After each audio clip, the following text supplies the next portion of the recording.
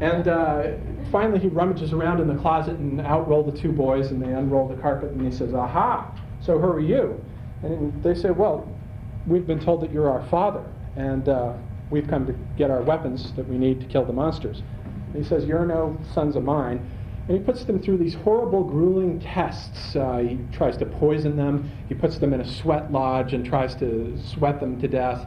And they survive every single one of these little tests through the aid of these little magic helpers. A little tiny fly will sit on one of their shoulders and tell them, "Don't go in there." Or when you go in there, make sure you drink out of this cup, and so forth. And so they pass all the tests, and the father says, "Well, you are my sons." Finally, he owns up to it. And he gives them both their weapons, and he gives them their names. So, and now they're equipped to come back down. So they sort of, they say, the primary figure that we need to kill is this big giant, and it happens to be also another one of his sons. But he says, "Okay, I might have to help you out for that. He's a very strong individual." And he tells them what to do, and they sort of come down. He says, "You'll need to hurl these thunderbolts at him." So they come down back to, not quite to the earth, but sort of on top of this huge mountain, and they encounter the monster. And he's sort of out near this lake, and he sees both of them reflected into the lake, and he thinks, "Well, who are these two? I'm going to kill them." So he sort of drinks up the lake in an attempt to devour them, and it doesn't work, and he spits it out, and there they are reflected in the lake again. And he keeps doing this for 3 times, and then finally he's worn out, and they come down, and then they kill him. But they have to be aided by the father, who has to come down and sort of throw the final thunderbolt into it, and so he helps them out. And so after they've sort of killed the archetypal monster in the archetypal realm, they can then return to the world of their village, where they do indeed end up slaying the monsters and saving their mother and so forth. It's a wonderful tale, and what you'll find in there is that Jeff King telling the story as Maud Oakes has recorded it, and then Joseph Campbell's commentary on it. And it turns out that his commentary on it is actually the seed from out of which the hero with 1,000 faces grows. And what he does is he gives this sort of Jungian reading of the story, where he goes in and he points out, he says, "Well, now what can be the meaning of such a curious little ritual as this?" And he goes through and he starts pointing out all these universal parallels. And he says, "Look at this, we have this virgin birth. We have the archetypal pair of brothers, the extroverted warrior and the introverted shaman." And then he goes through and he shows you all these universal parallels to all these myths and tales from all over the world. And then you get this sort of Jungian reading of it as blowing open this kind of provincial, local little mythology to a kind of echoes from all over the world. And then he moves right in from that to the writing of The Hero with 1,000 Faces, which then is published just a few years later in 1949. And so I'm going to move now into that book proper. And I just want to begin by pointing out that we are now moving firmly back into the Jungian world. We've come out of Heinrich Zimmer's domain, where we are not cookie molding, and you'll remember Zimmer's attitude was not to think that you already knew what the myths were going to say or what they were all about. Well, Campbell has that book was published a year before this book, and Campbell sort of, interestingly enough, does a reversal of what Zimmer was talking about, and he says, "I know what all the myths are saying, and I know what they're saying in advance. They're all telling the same story." He sort of starts off on the first paragraph on page 3, and he says, "Whether we listen with aloof amusement to the dreamlike mumbo-jumbo of some red-eyed witch doctor of the Congo, or read with cultivated rapture thin translations from the sonnets of the mystic Lao Tzu, now and again crack the hard nutshell of an argument of Aquinas, or catch suddenly the shining meaning of a bizarre Eskimo fairy tale, it will always be the one shape-shifting yet marvelously constant story that we find, together with a challengingly persistent suggestion of more remaining to be experienced than will ever be known or told." Well, now one might wonder at this point, if it is the same story, then why bother reading them? Why bother going through? This is a sort of criticism that could be leveled at Campbell here. Why bother going through and looking at all these different myths if we think that they're all going to tell the same story? And that is a criticism that is leveled at Jung himself with the theory of archetypes, going through and just sort of cookie molding these things. But nonetheless, it turns out I think we have a magnificent book here, and he gives the analysis basic the term monomyth he has taken from James Joyce's Finnegan's Wake, which is a term you find there. He has, prior to this point, been immersed in all of these different works. He's been working on the Upanishads, he's been editing Heinrich Zimmer's books, And in 1944, he publishes a commentary to Finnegan's Wake, so he's been working on Joyce. In the same year, he writes an introduction to Grimm's Fairy Tales, and tells you all about that, and then does this Native American myth.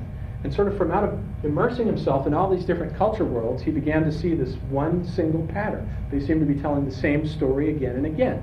And he insists that you can find this pattern no matter what story you look at, whether you're looking at a mythology or even a popular dime store novel, it's going to be the same motifs recurring over and over again. And so the motifs, the overarching threefold structure is this separation, initiation, and return. And this is the morphology of the entire cycle. That's our XYZ again.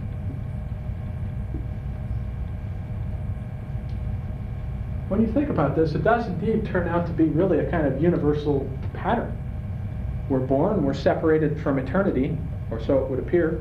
We're initiated through life, we return to eternity in death. Likewise, on a daily basis, we are separated from the realm that we know in our waking consciousness. We're initiated into the world of the dreaming consciousness, which is our personal mythology. Deep dreamless sleep, we touch that zone, and then come back out the next day into waking consciousness. The sun does the same thing on an annual basis as it moves through the 12 signs of the zodiac. It sort of goes, you could say the dark point is the winter solstice, the darkest night of the year, and then the return as it moves up to the noon point, and so forth.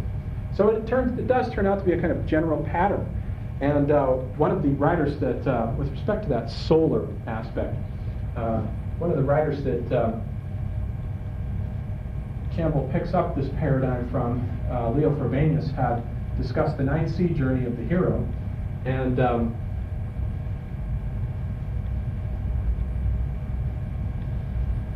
I've actually inverted the whales backwards.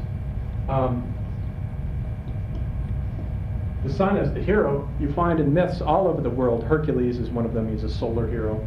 The Eskimo, the Native American the Native American, the Northwest Pacific Coast Indians have the raven who gets swallowed up into the belly of the whale and usually discovers the source of fire making within there, and then is either either finds his own way out or is rescued from without.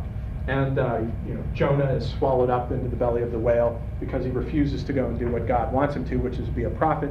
He's swallowed up, and then he's sort of disgorged again, and now he's ready to prophesy. Well, what's happened to him in the meantime? He's sort of gone down. The whale symbolizes the unconscious on one level. He's sort of gone down into the whale's belly, where he has touched the great creative, basically the body, the nature within us that has brought us into being. And that source is within each and every one of us. And it is personified as the whale because it is ancient and mighty and leviathanic and monstrous. And the hero comes out again transformed and ready to do whatever it is necessary for him to accomplish. In the case of where the two came to their father, it is the journey up to the sun, the separation from their society, the journey up to the sun, and then the coming back, and they come back transformed. So it's the archetype of transformation. You might say it's also the general pattern of human destiny. So now what I want to do is sort of take a look at how he divides up these substages of separation, initiation, and return by looking at the individual stages of each and the kinds of stories that he tells in association with each of these. With respect to the monomyth, the first essential aspect of it is the call to adventure. You drop something, you're walking along, and you follow it, and it keeps moving, and it takes you into the forest. Just an accident, but it turns out to be structuring of your whole life.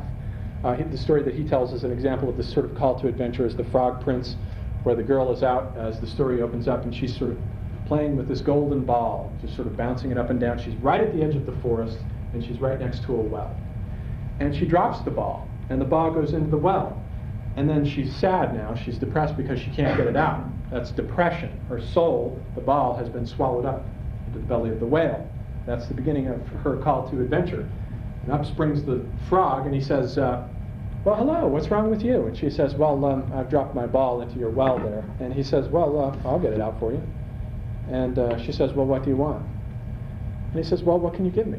And she says, well, you can try on my dresses, or come sit at the dinner table or